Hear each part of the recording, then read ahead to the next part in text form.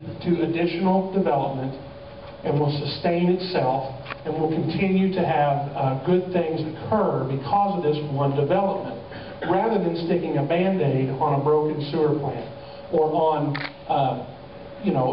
this particular little issue that needs fixed, or this one downtown revitalization project. What if we put all our money into one or two communities, as the case may be, and we'll see what the economic impact of that is. And it's a good investment on the state's part from the standpoint that that community becomes more attractive for economic development, that that community sustains itself, that has improvements in quality of life, that the tax base grows, that economic development occurs along with community development, and brings jobs and activity and good things to the state of Indiana or a region in Indiana. So that led to a decision to make this focused not only on communities that have their act together, but also on communities and projects that have a regional impact. So last year they picked two communities for this program and invested around $20 million each in those two communities.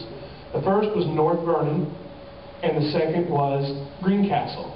Now those two communities both had a regional impact from the standpoint. North Vernon had the Muscatatuck State Hospital, which had been converted by the Federal Department of Homeland Security into a training center.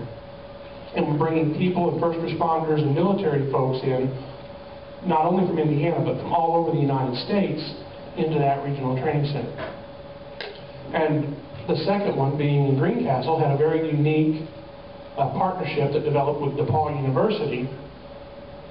You had a situation there where the community did its own thing and DePaul did its own thing, and they've never really done much together.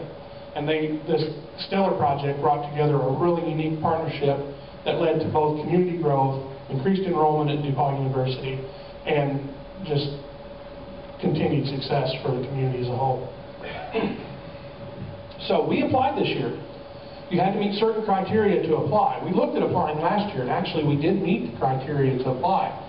But when we talked about it, myself, council members, our regional planning partners, we talked about it. We just didn't feel that the city of Petersburg had quite everything we needed done for that plan to be taken as serious as it needed to be. This year we felt like we were ready to take that step. And we took it, and we were rewarded as being one of the 7 finalists in the state of Indiana. Now last year there were 12 finalists and they awarded 2. This year there are 7 finalists and they're still awarding 2 grants. So 2 communities, in those communities besides Petersburg, locally, Princeton is a finalist.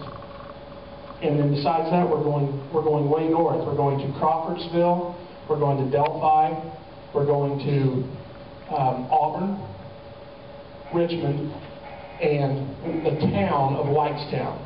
All 6 of those 6 cities and 1 town are involved in the finalists. And to meet the criteria to apply, you had to have a comprehensive plan less than 5 years old, which we do, and you had to have the capacity to pull these things together.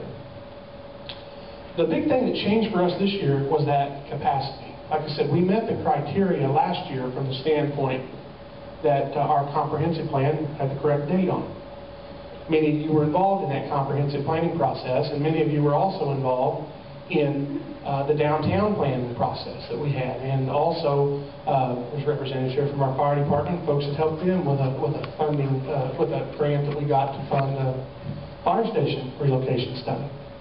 So we've planned and planned and planned and planned.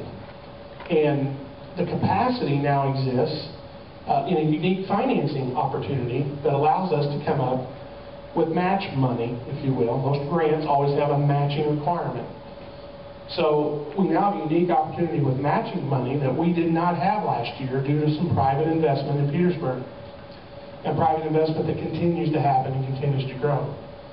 Now the state hasn't come out and said that you have to have 10% match or you have to have 20% match.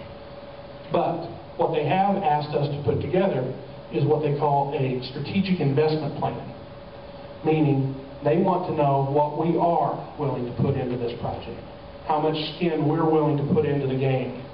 Because if they're going to come to a community and invest $20 million in a major project, they want to know that the community is willing to invest in itself. And it's not a gift, it's not a handout, it is an investment, and they want a return on that investment.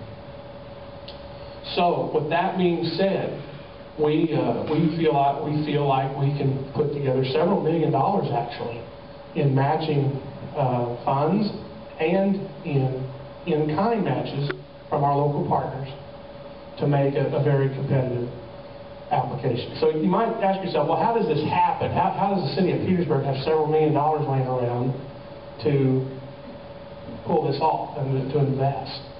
Well, it happened through what we're calling what's creation of what's called a TIF district. It's called a Tax Increment Financing District. That's the acronym. What that does is it doesn't increase the taxation of anyone here. In fact, the property taxes in 2008 were capped, and that was made constitutional just a couple of years ago, or just last year. So you're always protected at the same rate level, either the 1%, 2%, or 3% cap, depending on which classification your particular piece of property falls under. But what the tax increment financing district does is it comes in and it takes a snapshot of our tax base in the Main Street area of Petersburg on March the 1st of 2011. We then compare that to the tax base after the new construction projects are done. And that includes the current construction projects that are going on that have started since March 1, 2011. That includes the CVS, the Casey's General Store, the Home Building Savings Bank, who is in the process now of they had their pre-bid meeting yesterday with their contractors. It also includes the private investment that will occur as part of the stellar investment. So we take the difference between the projected new assessed value, the increased tax base, and the baseline tax base from March of last year. That difference is able to be used to fund a bond payment that will allow us to match the money that goes into these projects. And with the millions that have been invested in Petersburg this year, and around $7 million of the Stellar project is private investment.